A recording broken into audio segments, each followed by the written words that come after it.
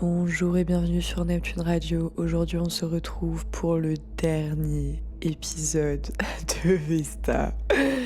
Je vais mourir, mais évidemment, je n'en ai pas fini parce que y a des nouvelles séries qui arrivent et je serais très intéressée de savoir ce qui vous intéresse. Voilà. Parce que j'ai peut-être une idée de ce que je veux faire après comme nouvelle série, mais si vous avez des idées, je suis assez preneuse. Donc voilà, c'est maintenant ou jamais. Alors Vesta, c'est quoi? C'est un astéroïde du coup très observé en astrologie. Enfin, il fait partie des astéroïdes les plus observés. Il a une influence évidemment un peu plus indirecte que la Lune ou le Soleil ou Vénus, etc. Mais il est intéressant à regarder. Je vous mets un petit Vesta calculateur en barre de description si vous ne savez pas où est Vesta dans votre thème. Et je vous mets aussi mon podcast qui parle juste de Vesta. Si vous comprenez pas ce que c'est Vesta. Vesta, du coup, elle va vous parler d'un point de focus, d'un point de dévotion. C'est la déesse du foyer dans la mythologie, une personne qui sacrifie énormément pour entretenir une flamme éternelle. Donc Vesta, elle symbolise quand même une sorte de petite mission qu'on a dans notre vie, quelque chose à alimenter, quelque chose auquel on peut se dévouer, un point de concentration, quoi. Alors, la maison 12, elle nous parle de quoi? Elle nous parle d'invisible, elle nous parle de caché, elle nous parle d'inconscient, elle nous parle de secret, elle nous parle de spiritualité, elle nous parle d'intuition, d'ésotérisme, d'inspiration, de musique, d'invisible. J'adore la maison 12. Voilà. Je trouve que souvent, on dit de la maison 12, ouais, c'est une maison un peu difficile à cerner, etc. Et je trouve que c'est évidemment une maison difficile à cerner parce qu'elle représente l'insaisissable, ça c'est clair, mais je trouve qu'en vrai, quand on s'y penche un peu, c'est une maison vraiment qui nous ouvre des portes vers d'autres dimensions, quoi. Elle est vraiment très puissante, cette maison, je trouve. Bon, après, c'est parce que j'ai plein de planètes dedans, voilà, je vous avoue. Du coup, c'est une maison que j'aime beaucoup et qui fait qu'on prend cher, hein. Enfin, c'est pas de tout repos, mais elle nous permet quand même d'avoir beaucoup d'intuition, beaucoup de fascination pour la spiritualité aussi. Et quand je pense à Vesta en maison 12, je pense tout de suite aux mystiques, évidemment. Je pense tout de suite à des sorciers, sorcières ou à des personnes qui sont connectées d'une manière ou d'une autre à un canal un peu subtil, quoi. Donc que ce soit l'intuition, l'inspiration, etc. Je pense qu'on est une personne qui est venue un petit peu sur Terre pour avoir une mission de canal entre les mondes, un petit peu comme si on devait transmettre les idées qu'il y a dans l'invisible dans le visible, quoi. Enfin, je sais pas trop comment dire. Comme si on devait investir beaucoup de temps à nos sensations, à tout ce qui est en rapport avec l'émotionnel, l'intuitif, les couleurs, les ondes, la musique, les symboles, tout ce qui est imperceptible, tout ce qui est domaine des sentiments, etc. On a quelque chose à faire avec ça, on a quelque chose à transmettre au niveau de notre sensibilité, au niveau de notre intuition, etc.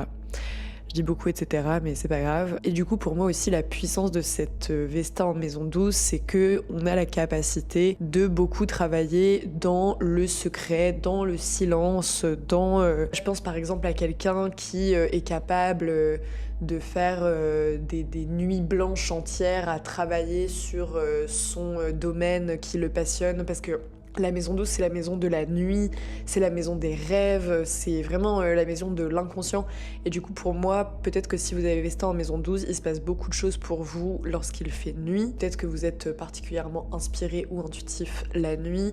Peut-être aussi que vous allez, à des moments de votre vie, vous retirer complètement du monde pour aller dans des lieux clos, des lieux fermés, dans lesquels vous partez en méditation, ou bien vous partez par exemple, je sais pas, en résidence artistique, ça peut être quelque chose qui se voit aussi. Vous allez mener vos recherches intensément dans un lieu qui va être clos, etc. Parce que la maison 12, en fait, elle nous parle de lieux clos, elle nous parle d'hôpitaux, elle nous parle de prisons, de couvents, d'ashrams, mais aussi d'endroits dans lesquels on peut se ressourcer, dans lesquels on peut être inspiré, au beau milieu de la nature. Enfin voilà, on a quelque chose à accomplir dans un lieu particulier, dans un lieu où on peut se couper du monde, où on peut se retirer et se consacrer à une passion, se consacrer à quelque chose qui nous tient à cœur tout simplement. Il est possible aussi que on est des personnes dans notre famille qui soient artistes ou qui soient très inspirées. Donc ce que vous devez aussi comprendre les Vesta en maison 12, c'est que vous devez un petit peu ouvrir des portails autres, quoi, genre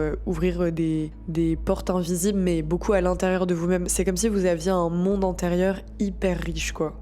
Un coffre au trésor à l'intérieur de vous, quelque chose qui brûle, une passion, une croyance, quelque chose qui vous relie en fait à un truc un peu inexplicable, quoi. Vous avez vraiment une très bonne intuition, les Vesta en maison 12, vraiment vous êtes très doués avec vos ressentis, quoi, avec vos perceptions du monde, etc. Ensuite, autre chose qu'on peut voir dans la Vesta en maison 12, c'est évidemment les secrets et aussi parfois les épreuves. On peut très bien se retrouver dans des moments de notre vie où on doit garder certains secrets assez lourds et assez difficiles, mais on va le faire avec dévouement. On peut aussi nous confier des secrets difficiles.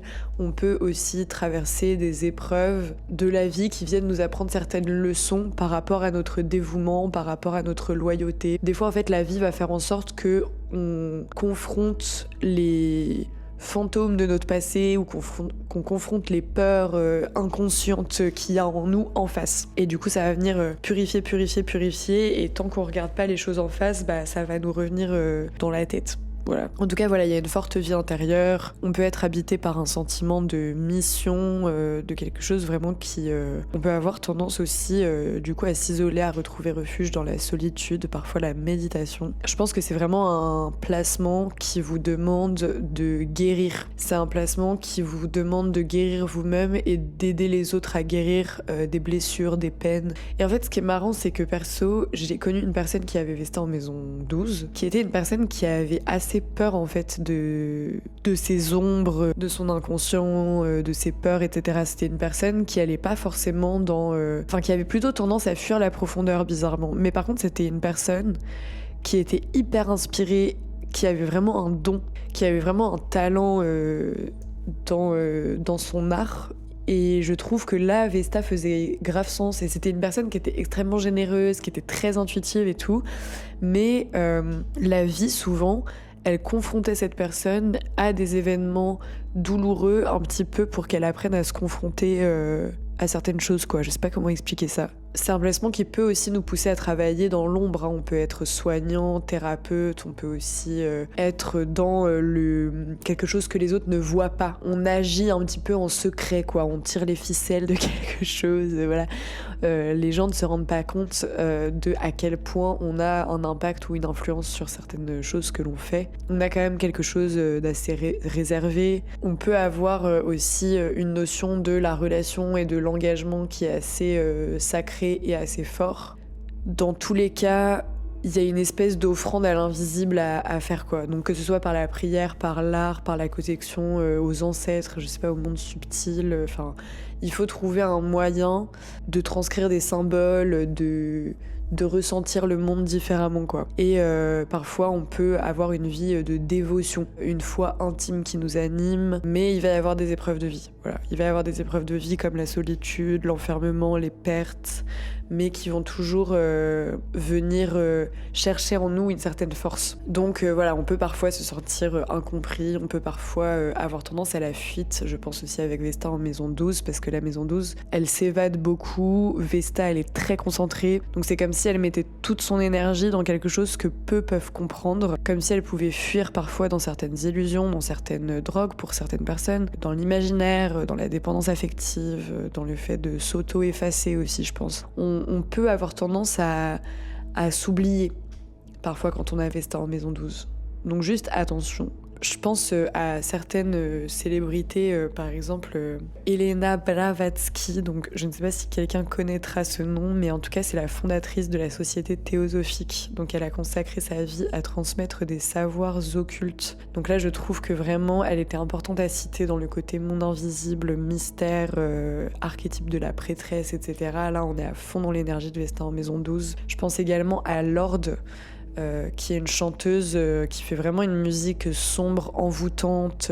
Je trouve que son aura assez mystique révèle pas mal Vesta en maison 12, hein, parce que quand on a Vesta en maison 12, on est particulier, voilà, on est un peu bizarre, genre.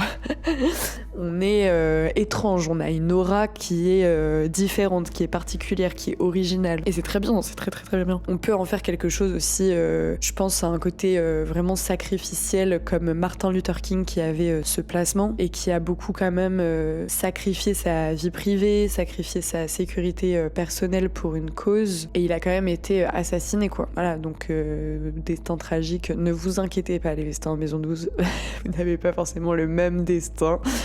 Mais c'est pour vous dire que la maison 12, elle peut réveiller des situations dans notre vie vraiment bizarres. Elle peut à des moments nous confronter à des trucs. On est là, mais attends, mais pourquoi je suis en train de vivre ça là? Enfin, vraiment, la maison 12, ça peut être très très sombre. Hein. Donc, y a Che Guevara aussi qui a ce placement un petit peu dans le même thème révolutionnaire. Voilà, il a tout abandonné aussi pour sa mission idéologique. Sa vie entière, c'est un sacrifice à une cause transcendante, quoi. Vraiment, même la mort en martyr et tout. Voilà. Là, on a la dévotion de Vesta à son paroxysme dans une maison 12 faite de sacrifices, d'une émotion extrêmement forte, de quelque chose d'inexplicable, quelque chose qui nous dépasse. Voilà, on est connecté à un truc autre, quoi. On a aussi la notion, je trouve, de masque avec Vesta en maison 12, entre ce qu'on montre à l'extérieur. Il peut aussi avoir du coup un côté envoûtant, etc. Mais ce qu'on est vraiment à l'intérieur de nous, il peut y avoir une certaine différence. Je pense notamment à Marilyn Monroe comme exemple, qui a ce placement, son image publique qui était assez solaire, assez glamour, mais derrière il y avait une immense solitude, il y avait des addictions. Il y avait aussi une quête spirituelle profonde chez elle. Hein. Il me semble qu'elle lisait beaucoup de bouquins spirituels, de trucs sur l'ésotérisme, la Bible, etc. Tout un pan en fait que le public ne voyait pas, quoi.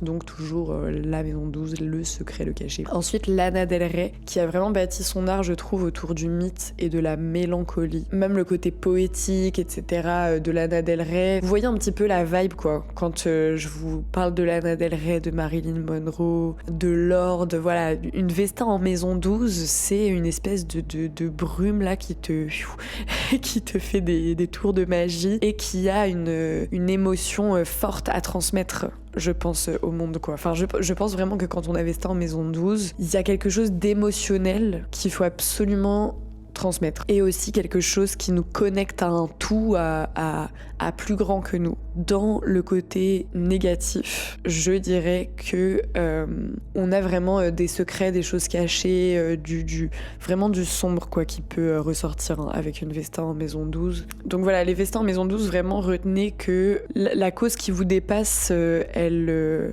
vous choisit aussi. Hein. Je pense que Vesta en maison 12, quand je pense par exemple à Che Guevara, à Martin Luther King et tout, c'est comme si la cause, elle venait nous choisir et que nous, on était l'instrument de cette cause qui nous dépasse. Juste, il faut faire attention des fois à ne pas se retrouver dans des situations ultra bressons. Donc tout ce qui est non dit, tout ce qui est caché, tout ce qui est mensonge, illusion, dépendance, évasion, etc. Tous ces thèmes-là, il va falloir les purifier, il va falloir travailler dessus. Ils ont des leçons à nous apporter. Et par contre, vraiment connectez-vous à votre intuition, connectez-vous à votre inspiration. Vous avez quelque chose à offrir dans ce domaine-là. Et voilà, pour les Vestas en maison 12, nous avons enfin fini cette série. Donc on se retrouve bientôt pour de nouvelles vidéos. N'hésitez pas à commenter si vous avez des idées ou à m'envoyer un mail sur neptuneastrologie@gmail.com. Également, si vous voulez une consultation privée, vous pouvez m'envoyer un mail dessus. Et on se retrouve bientôt pour de nouvelles vidéos.